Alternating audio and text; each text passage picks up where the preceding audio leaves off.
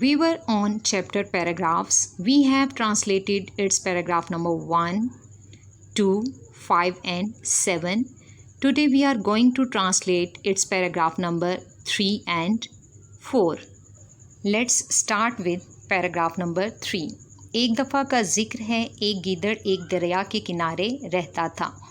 Once there lived a jackal on the bank of a river. दरिया के दूसरे किनारे पर खरबूजे के बहुत से खेत थे. There were many melon fields on the other side of the river. दरिया गहरा और चौड़ा था. गहरा के लिए लफ्ज़ है डीप और चौड़ा के लिए wide. The river was deep and wide.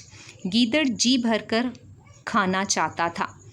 The jackal wanted to eat, और यहाँ पे हम कंप्लीट सेंस देने के लिए बताएंगे कि वो क्या खाना चाहता था. तो हम जानते हैं कि वो खरबूजे खाना चाहता था. The jackal wanted to eat the melons to his fill. To his fill मतलब जी भरकर. वो दरिया अबूर नहीं कर सकता था. He could not cross the river. अबूर करने के लिए हमने लफ्ज़ इस्तेमाल किया है cross. He could not cross the river. एक दिन उसने अपने दोस्त ऊँट से कहा. One day he said to his friend camel, अगर तुम मुझे दरिया के दूसरे किनारे ले चलो, if you get me to the other bank of the river, तो मैं बहुत शुक्रगुजार हूँगा. I shall be very thankful. और यहाँ पे हम बताएंगे कि वो किसका थैंकफुल होगा, ऊँट का. तो हम लिखेंगे I shall be very thankful to you. और आपने याद रखना है, पंक्चुएशन का बहुत ध्यान रखिएगा. अगर तुम मुझे दरिया के दूसरे किनारे ले चलो तो मैं बहुत शुक्रगुजार हूँगा. यह हिस्सा इन्वर्टेड कॉमास में है. आपने भी इसका ट्रांसलेशन करते हुए इसे इन्वर्टेड कॉमास में ही लिखना है. और एक चीज़ और, पहला हिस्सा मैंने बोला है if you get me to the other bank of the river.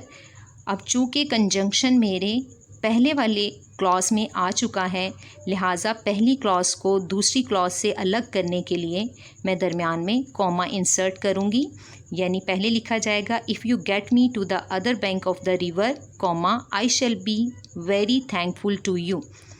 ऊँट रजामंद हो गया. The camel agreed. गीदड़ ऊँट की पीठ पर छलांग लगाकर चढ़ गया. The jackal jumped up on to the back of the camel. ऊँट दरिया में से चलता हुआ दूसरे किनारे पर पहुंच गया. Wading through the river the camel reach the other bank. गीदड़ खरबूजों के खेत में घुस गया. The jackal entered the melons field. और मज़े से खरबूजे खाने लगा. And began to eat melons with great delight. मज़े से with great delight. Now move on to paragraph number 4. डर है कि चंद साल बाद दुनिया का तेल ख़त्म हो जाएगा. डर है कि देयर इज़ फियर डैट. चंद साल बाद दुनिया का तेल ख़त्म हो जाएगा. The oil of the world will run out after a few years. हर मुल्क ये कोशिश कर रहा है, एवरी कंट्री इज़ ट्राइंग, कि तेल के मज़ीद ज़ख़ीरे दरियाफ़्त करे. ज़ख़ीरे के लिए आप लफ्ज़ इस्तेमाल करेंगे रिज़र्व्स, और दरियाफ़्त करे के लिए discover. To discover more reserves of oil. Every country is trying to discover more reserves of oil. मालूम नहीं, इट इज़ नॉट नाउन, कि ये कोशिश किस हद तक कामयाब होगी. किस हद तक, हाउ फार. मालूम नहीं ये कोशिश किस हद तक कामयाब होगी. It is not known how far this struggle will succeed. ज़रूरत इस बात की है, the need of the hour is, कि हम अपनी तेल की ज़रूरियात को कम करें. To cut short our oil requirements. ज़रूरियात के लिए आप इस्तेमाल करेंगे रिक्वायरमेंट्स. और कम करना का लफ्ज़ यहाँ पे 3 बार इस्तेमाल हुआ है, तो हम हर दफ़ा एक नया लफ्ज़ इसके लिए इस्तेमाल करेंगे. कम करना के लिए हम कट शॉर्ट, मिनिमाइज्ड और लेसन्ड, ये 3 लफ्ज़ इस्तेमाल कर सकते हैं.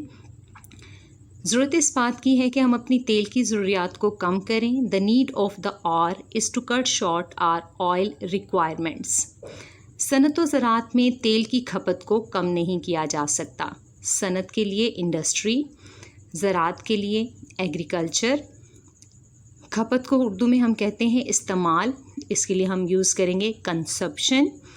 कम करना के लिए मैं आपको पहले ही बता चुकी हूँ कि ये लफ्ज़ यहाँ पे 3 बार इस्तेमाल हुआ है। एक दफ़ा हमने कट शॉर्ट लगाया है, एक दफ़ा हम मिनिमाइज्ड लगाएंगे और एक दफ़ा lessened. The consumption of oil in industry and agriculture can not be minimized. अलबत्ता निजी ज़रूरतों में इसका इस्तेमाल कम किया जा सकता है। Anyhow, its use in private needs can be lessened. Anyhow, its use in private needs can be lessened. हमें चाहिए कि बाहर से कारों की जगह बसें दरामद करें। We should import buses in place of cars. ताकि तालिब इल्मों के लिए बसों की सहूलत को बेहतर बनाया जा सके, so that the facility of buses may be improved for the students. That is all for today. Thank you. Allah Hafiz.